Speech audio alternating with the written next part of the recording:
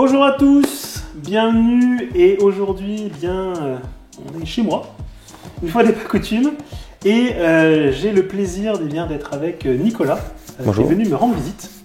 Et il se trouve que tu m'as donc contacté pour juste fixer les bases il y a environ 2 semaines, donc on se connaît absolument pas de base, mais tu as eu un projet sympathique à me proposer et je me suis dit que ça pourrait faire une vidéo chouette. Je te laisse du coup dire un petit peu pourquoi est-ce que tu m'as contacté. Eh bien, moi, je t'ai contacté parce qu'il y a quelques mois, j'ai eu des naissances de mon couple de Thamnophis sirtalis tetraténia. La plupart des petits sont déjà partis et il m'en restait un mâle. Donc, je me suis dit que pour la chaîne, pour tout ce que tu as fait pour les Thamnophis, en fait, je trouvais sympa l'idée de t'amener ce petit mâle. Eh bien, ce qui est très très sympa à toi, donc effectivement, tu m'as contacté il y a 2 semaines. Alors, si je dis pas de bêtises, on avait déjà eu un contact avant. Oui, tout à fait. C'était par rapport à de la B1, c'est ça?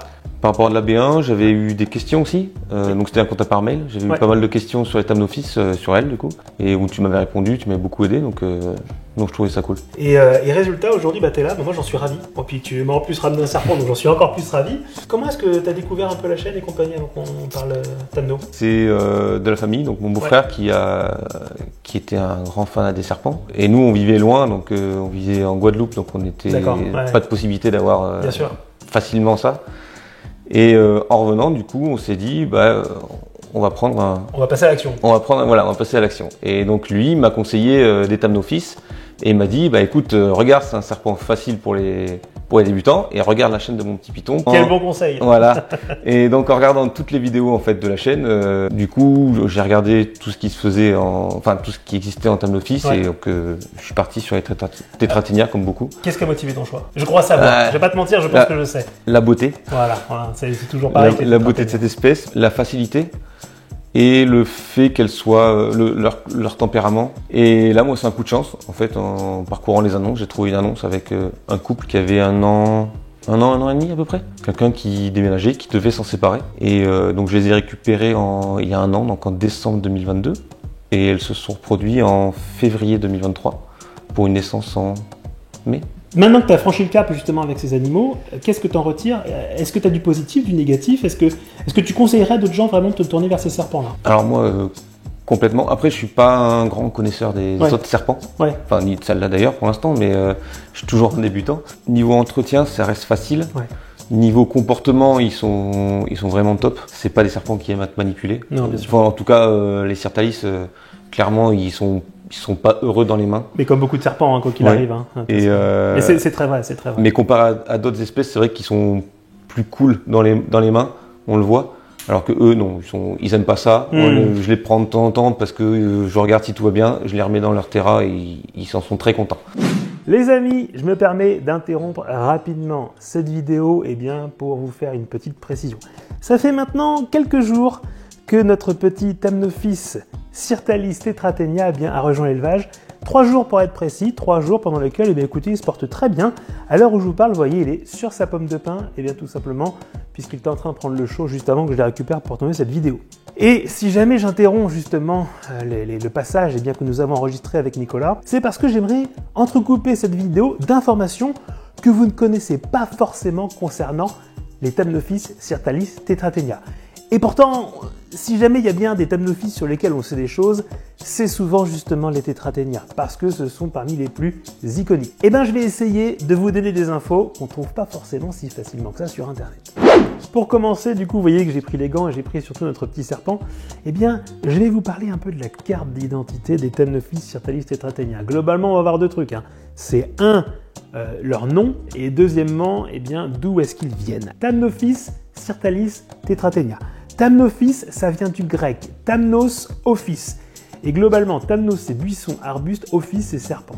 Déjà, si vous regardez bien, on dit souvent que les Thamnophis sont des serpents qui sont inféodés au milieu aquatique. En fait, en latin, c'est le serpent des buissons, ce qui est quand même très très intéressant et qui, à mon avis, pourrait bien vous aider à leur fabriquer des terrariums qui leur correspondent et non pas des piscines. Je te promets que tu vas adorer, hein. T'as ma parole, d'accord?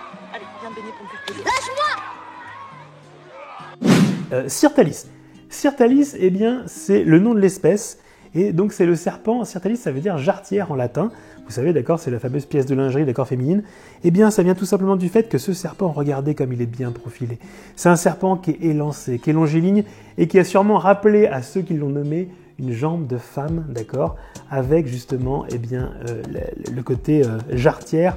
Vous savez, c'est cette pièce de tissu, d'accord, qui possède des bandes. Et ça vous montre, d'accord, tout le côté justement magnifique de cet animal-là. Ensuite de ça, eh bien, les amis, Tetra Ténia. Tetra Ténia, c'est Tetra 4, Ténia bandeau. Vous avez tout d'abord sa rayure dorsale, qui est souvent assez pâle, d'accord, un peu bleutée. Vous allez ensuite trouver de chaque côté de cette rayure dorsale une bande noire, puis une bande rouge, encore une bande noire, et enfin une bande bleutée qui va venir jusqu'au bas du ventre. Si vous faites le calcul, ça veut dire que ce serpent possède donc des rayures bleues un peu jaunâtres sur le dessus, noir, rouge et bleu. Vous avez vos 4 bandeaux. Je répète donc, Thamnophis sirtalis Tetra Ténia, le serpent des buissons qui a cette forme de jarretière aux 4 bandeaux. C'est aussi simple que ça.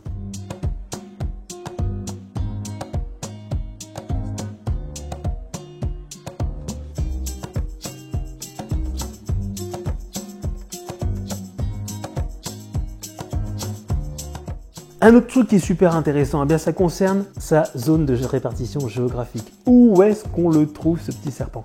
Et là, c'est super intéressant sur un point. Bah oui, il faut prendre le nom en anglais, figurez-vous. Thamnophis sirtalis Tetra Ténia, son nom en anglais, son nom vernaculaire, c'est The San Francisco Garter Snake, le serpent jarretière de San Francisco. Eh bien, il est relié, voyez-vous, à une ville. Alors qu'il y a une grosse ville, hein, bien sûr, mais ça reste quand même évidemment à l'échelle des États-Unis quelque chose de tout à fait petit. C'est pas le seul des Thamnophis sirtalis qu'on va relier à un nom de ville. Il y en a un autre qui est beaucoup moins connu, d'accord, et dont je vais vous mettre une petite photo. C'est le Thamnophis sirtalis semifasciatus. Eh bien lui, on va le relier à la ville de Chicago, donc absolument pas le même coin, d'accord. C'est donc the Chicago Garter Snake, d'accord, le serpent jarretière, pardon, qui vient de Chicago. Si jamais, du coup, il y avait un truc que tu retenais d'eux, tu vois, en très positif. Moi, j'ai été beaucoup stressé au début par le nourrissage. Ah ouais? Oui, ils n'ont rien mangé pendant... En fait, apparemment, ils sortaient d'hibernation quand je les ai eus. D'accord. Et donc, ils n'ont rien mangé pendant au moins 2 mois. Ah ouais? Oui. Et je pense que ça a été une sortie un peu... Peut-être qu'il les a sortis pour pour les revendre. Mais pendant 2 mois, j'ai galéré, j'ai tout essayé, Et au bout d'un moment, en fait, ça s'est débloqué. Ils ont mangé. Et puis, ils ont fini par manger comme 4. Ok, ouais. Et alors, du coup, c'est-à-dire qu'après, t'as pas eu de problème à repasser sur d'autres proies, en fait. Une fois que tu as débloqué le fait de... Ok. Aucun problème. Et elle mange de tout. Souvent, truite et rosée. Et souvent, j'alterne les deux. Niveau nourrissage, du coup, tu me disais, donc il y a truite, et tu me parlais de Joel's aussi, je crois. Oui, alors ça, j'ai eu beaucoup de mal à en trouver parce que là où je fais mes courses, il n'y en a pas. Vu que c'est des trucs de friture, faut faire un peu ses réserves, tu sais, quand t'arrives le mois, tu sais, l'été un peu. Oui, c'est ça, ouais. Et donc voilà. Et c'est vrai que j'étais pas très chaud pour les nourrir à ça au début. Ouais. Parce que avec tous les problèmes de vitamine B1, etc. Même si j'en donne toujours. Une fois que j'en ai trouvé, ça a été surtout pour les petits. En fait, pour les petits, j'ai dit c'est l'urgence de trouver parce que nourrir au ver de terre, c'est hyper compliqué. Ouais. J'ai voulu en acheter, mais alors il y a des boîtes où il y en a la moitié juste qui sont vivants. Ça, même les vivants, du coup, on n'a pas envie de leur donner. Ils n'ont pas envie, ouais. C'est pas très appétant. On a commencé à parler nourriture, bah on va continuer. Je vais vous donner un truc qui est absolument formidable avec ces animaux. Savez-vous que ce serpent et les Thamnophis sirtalis en général ont également des prédateurs? Énormément, hein. Les oiseaux, les échassiers, vous allez trouver même d'accord certains corbeaux, les corvidés en règle générale. Des petits mammifères, hein, le raton laveur par exemple, va les consommer avec beaucoup d'appétit. Des gros poissons, hein, des rongeurs, bref, vous avez toute une palette de prédateurs pour hélas ces serpents. Mais ils ont trouvé une parade qui est quand même assez extraordinaire. Ces serpents sont capables de devenir toxiques par procuration. N'est-ce pas là quelque chose d'absolument formidable? Je vous explique rapidement comment ça se passe. Il n'est pas toxique de base. Mais, il se trouve qu'ils ont développé, les Thamnophis sirtalis et les Thamnophis Tetra Ténia, ont développé la capacité de manger et de digérer et d'assimiler des proies qui le sont extrêmement. Je pense à une proie en particulier. C'est un urodèle, d'accord, de la famille donc des salamandres, Taricha granulosa. Ce triton-là est extrêmement toxique. Alors qu'est-ce qui se passe? Lorsqu'ils vont manger un spécimen de Taricha granulosa, voire plusieurs, eux vont être capables de l'assimiler. Et ils vont garder, en fait, en eux, la toxicité de ces urodèles, de ces Taricha granulosa, pendant plusieurs jours et même plusieurs semaines. Des scientifiques ont fait une étude qui montrait d'accord qu'un Thamnophis qui ingère une Taricha granulosa, eh bien, garde sa toxicité parfois pendant 3 semaines. Et moi, j'aimerais revenir sur un petit point. Ces Thamnophis Sirtalis tetratenia, ils sont magnifiques. Ils ont des couleurs absolument éclatantes. Eh bien, vous savez que ça souvent, d'accord, dans la nature, c'est un signe de toxicité. Lorsque vous avez des animaux comme ça qui présentent des couleurs extrêmement vives, c'est souvent un message pour dire à ceux qui souhaiteraient les consommer, attention, celui qui va me manger va le regretter parce que je suis toxique.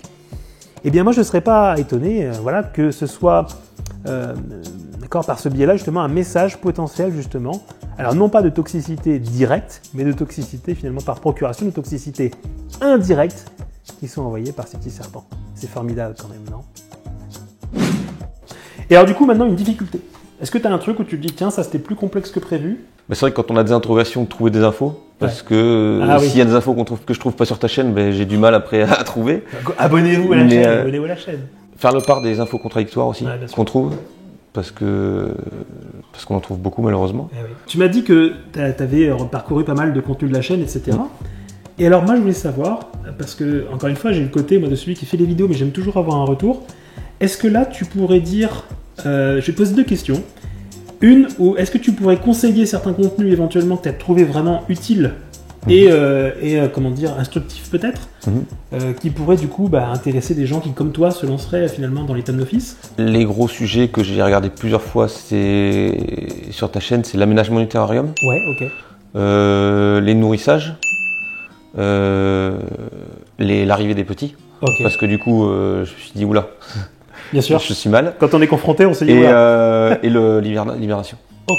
Ouais, libération important. Donc ça, du coup, c'est les sujets que tu proposerais. J'essaierai de mettre les liens. Ouais, vraiment, parce que moi, du coup, j'ai tout fait comme ça et. T'as trouvé ça assez complet, ça va? Ouais, c'est super complet et pour l'instant tout se passe bien. Donc. Et alors à l'inverse, est-ce qu'il y a des vidéos que tu aimerais que j'aborde? Ça veut pas dire que j'ai réponse à tout, hein. Mais j'aimerais que j'aborde, que tu abordes. Ou alors, ou aussi des vidéos peut-être que j'ai faites, tu vois, mais où tu t'es dit tiens là il manque quelque chose. Après il y a des vidéos que j'ai pas osé faire, genre le nourrissage au vivant. Ouais. Nourrissage au vivant, en fait les Thamnophis. Alors le premier truc que j'avais adoré, c'est le nourrissage au vivant. D'accord. J'ai trouvé ça génial. Tu as les poissons, c'est ça? Les poissons. Ça. Et du coup j'ai jamais osé parce qu'on m'a dit qu'il y avait des risques quand on achète les poissons, qu'il y ait des bactéries ou des choses comme ça. Effectivement, c'est complexe. Souvent, pour stimuler comme ça les serpents, leur donner du vivant, faites le mouvement. D'accord. Ouais. D'ailleurs, quand tu as plusieurs, je pense que tu as déjà observé ça, quand tu as les Thamnophis ensemble, souvent quand il y en a un qui vient prendre une proie, tous les autres se mettent à le suivre et à vouloir lui chaparder sa proie à lui, tu vois. Sur les petits, oui. Et donc, ramener des proies vivantes, c'est l'occasion de donner du mouvement, effectivement, par rapport à ça. Après, moi, je t'avouerais que je le fais hyper rarement aussi. Il y avoir les vers de terre comme ça parce que ça se congèle pas, je pense. Mais j'en donne très peu. Et en fait, je l'ai fait pour montrer qu'on pouvait le faire. Voilà. Alors du coup, donc après, est-ce qu'il y a d'autres choses que tu as peut-être, où c'était pas complet, ou c'était des choses que tu aimerais que je fasse? C'est une bonne question. Non, c'est. Je te prends de cours là. Ouais, non. Moi, j'ai pas eu de grosses interrogations dessus.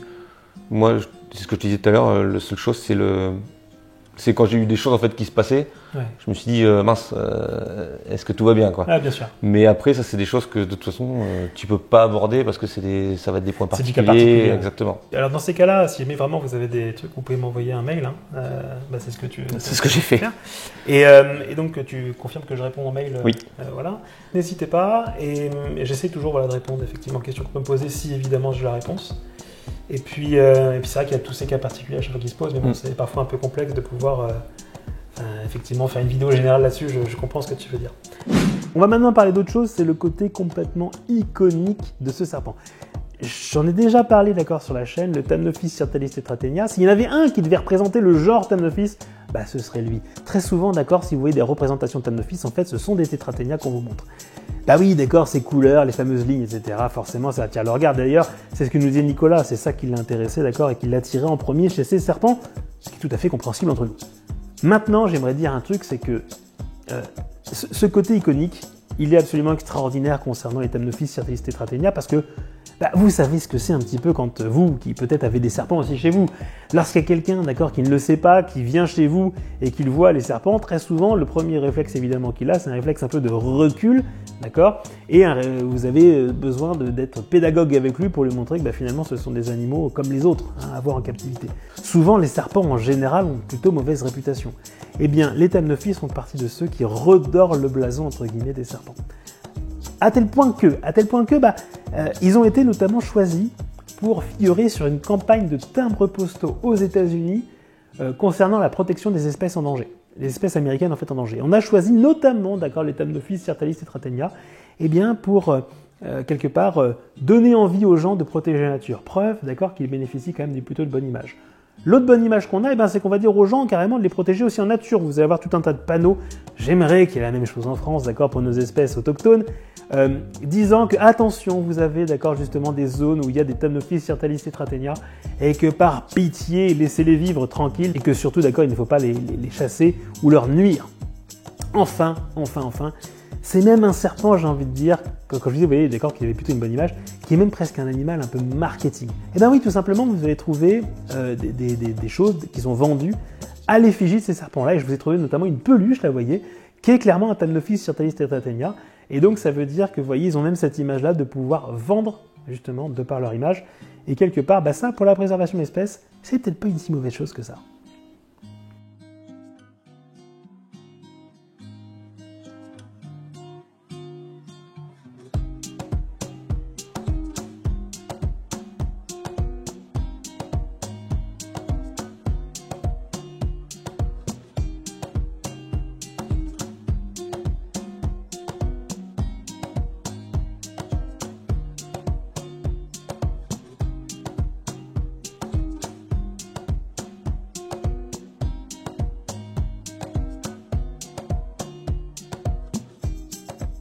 Alors on va passer en vif du sujet si tu veux bien. Parce qu'alors Nicolas, comme il vous l'a dit, en fait, tu as eu la très sympathique idée de me contacter et de me dire, tiens, si jamais ça t'intéresse, j'ai un petit à te proposer. Et je trouvais que cette vidéo, elle pouvait aussi avoir un but pédagogique, c'est de se dire, comment est-ce que ça se passe justement dans le cadre d'un échange et quelles choses est-ce qu'on doit voir. Parce que là, Nicolas, il a concrètement un serpent à me proposer. Est-ce que ce serpent rentre dans le cadre en fait de mon projet, si tu veux. Et il se trouve que oui, parce qu'alors tu sais que selon la loi française, donc on a des quotas, donc, même pour les élevages qu'on appelle les élevages d'agrément, comme on a nous. On a un certain nombre du coup de serpents à ne pas dépasser, donc 25. Et il se trouve que tu as de la chance, en fait j'ai de la chance surtout, mais ça a été possible parce que justement il me reste de 24 à 25. Tu vois, j'ai une place. Et donc c'est ton petit Tratenia qui va venir la prendre. Et donc je voulais vous montrer un petit peu comment ça se passe, puisque donc dans ces cas-là, il y a une chose qui est très importante, c'est que je vais demander à Nicolas, parce qu'il y a un autre truc moi qui m'intéresse, c'est que récupérer un serpent très bien, mais je veux savoir d'où est-ce qu'il vient. Parce que donc toi il se trouve que tu as eu la bonne idée lorsque tu as acheté tes serpents, de demander aussi. Alors moi je connaissais pas beaucoup, c'est la personne en fait qui m'a vendu les serpents qui a fait ça super bien. Donc lui qui avait les papiers de provenance, donc en fait ils viennent de chez Stephen Ball. Voilà. Et alors chose qui moi m'intéresse, parce que ça veut dire que c'est du pur souche. Voilà. Parce qu'en gros évidemment vous pouvez trouver tout type de serpents, etc. Mais si jamais vous adressez à un éleveur dans un but justement de conserver une souche qui soit intéressante, eh bien il faut pouvoir le prouver. Et donc c'est la chose que m'a proposé également Nicolas, puisque donc tu m'as ramené les papiers, on va pouvoir les montrer rapidement. Tout à fait. Du coup, donc sans dévoiler les informations bien sûr qu'il y a dessus, sur les vendeurs et compagnie. Donc là, je reconnais très bien ces certificats d'authenticité. Donc je vais me permettre de les prendre pour les montrer à la caméra. Donc vous avez ici un certificat de naissance des parents, si j'ai bien compris, du petit que tu me ramènes là, qui prouve bien que les parents viennent de chez un éleveur que je connais bien, Stephen Ball.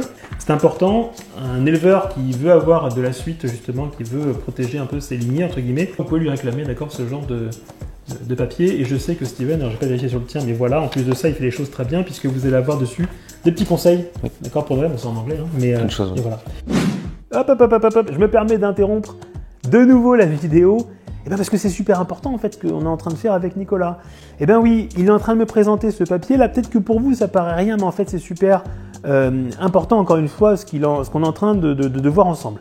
Le papier qu'on a, c'est un certificat d'authenticité par rapport à la provenance des parents qui vient donc d'un éleveur réputé, Stephen Ball, que vous avez déjà eu l'occasion de découvrir sur la chaîne. Et pourquoi est-ce que ça c'est super important ? Parce que figurez-vous que ces serpents-là, aujourd'hui, possèdent une particularité, c'est qu'il y en a plus probablement en Europe en captivité qu'en nature à l'état sauvage. Alors bien sûr, ça peut paraître un petit peu triste, entre guillemets, d'entendre ça, mais en même temps, ça nous met une responsabilité à nous éleveurs. Ça nous met une responsabilité, bien qu'en étant éleveur amateur, de respecter ça. Et j'entends par là, justement, de respecter ces souches européennes qu'on a le droit d'avoir. Il faut savoir qu'aux États-Unis, se procurer ces serpents est quasiment impossible. Et ils sont soumis, d'accord, aujourd'hui à des lois de protection qui sont absolument drastiques. Et donc, on a la chance, nous, d'avoir ces serpents-là, qu'on puisse les admirer, d'accord, dans nos souches européennes. Et c'est en ça, d'accord, qu'il est important à chaque fois de montrer d'où viennent ces serpents, parce qu'il faut savoir qu'il y a aussi des éleveurs qui, malheureusement, ont eu un comportement peut-être un peu moins responsable en hybridant ces animaux avec notamment notre espèce de Thamnophis sirtalis très coloré, le Thamnophis sirtalis infernalis, qui lui ressemble beaucoup. En faisant ça, justement, on risque de perdre ces lignées qu'on peut avoir aujourd'hui encore en Europe. Donc il est vraiment important de vérifier la provenance justement de ces animaux. On a vraiment, nous, un rôle à jouer là-dedans et une crédibilité aussi, d'accord, par rapport à ça. Et vous voyez, aujourd'hui, si Nicolas n'avait pas été en mesure de me fournir, moi, ces documents-là, je n'aurais pas accepté cet animal. Ces animaux, ils sont également impactés par autre chose pendant qu'on y est. C'est comme pour beaucoup de prédateurs, la disparition de certaines de leurs proies, due à des tas de raisons, et notamment, d'accord, à l'expansion aussi des activités humaines. Et ça impacte notamment ce serpent sur une proie en particulier, Rana draytoni, qui est donc, en fait, la grenouille à pattes rouges de Californie, voilà son nom vernaculaire, et qui constituait une part importante du bol alimentaire de nos petits Thamnophis sirtalis tetraténia à l'état sauvage, et qui aujourd'hui, évidemment, sont impactés donc, par la diminution du nombre de ces proies. Donc, encore une fois, soyons responsables, soyons respectueux, et à la fois, vous voyez, de l'origine de ces animaux, nous, en captivité, mais également, par nos actions, évidemment, en nature, faisant en sorte de maintenir les proies pour ces animaux afin qu'ils puissent continuer à nous émerveiller, également à l'état sauvage.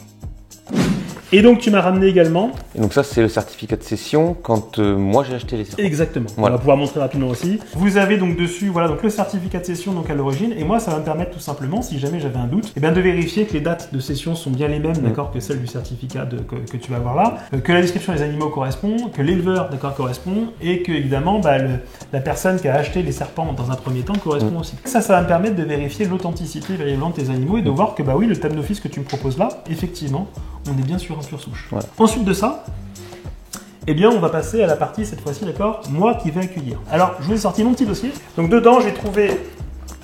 Hop là, je vais sortir ça. Il y a différentes choses, voilà, donc qui sont très importantes à garder, notamment dans le cadre d'un contrôle, etc., bien sûr. Et ces choses-là, ça va être d'abord votre registre. Alors, vous voyez, moi, d'accord, ça prend la forme d'un cahier en mode de papier. Ce registre-là, c'est le registre des entrées et sorties. Et donc, en fait, dedans, si jamais vous ouvrez, c'est un registre manuel, d'accord, où j'ai mes entrées, mes sorties qui sont spécifiées avec des informations dessus. Vu que j'accepte ton animal, je vais devoir, pour mettre en conformément avec la loi, inscrire, d'accord, ces informations-là. Et en plus de ça, effectivement, on va procéder du coup donc à une session. Et donc on va remplir ce papier-là, qu'on va renseigner des informations légales, d'accord, par rapport aux animaux. On fera ça tout à l'heure. Tu vois, j'en ai imprimé 2 parce que du coup il y en aura un pour toi et un pour moi. Donc on va remplir ça gentiment. Et ensuite, vous voyez que Nicolas avait bien fait les choses en gardant les documents, puisque moi, vous voyez que j'ai carrément mon petit dossier, comme ça, avec les documents officiels, avec moi-même, d'accord, mes certificats de naissance, avec les passages chez le vétérinaire, d'accord, comme on peut voir ici, avec, voilà, tout un tas de choses. Gardez-les très précautionneusement, puisqu'effectivement, c'est ça qui, vous voyez, dans le cadre, là, aujourd'hui, ça permet à Nicolas de me dire, tu vois, mon serpent, je sais d'où il vient, et je sais ce qu'il est.